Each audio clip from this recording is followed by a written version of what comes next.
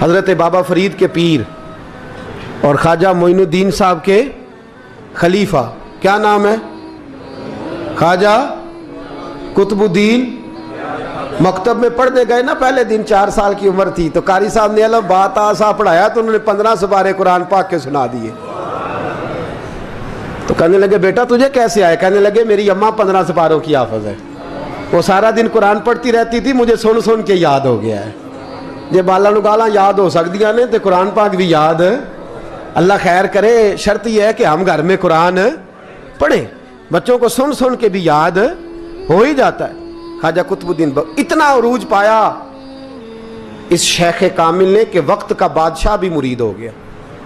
سلطان شمس الدین التمش مرید تھا، دلی کا بادشاہ بھی مرید تھا، اجمیر کا بادشاہ خواجہ معین الدین صاحب کا مرید نہیں ہوا۔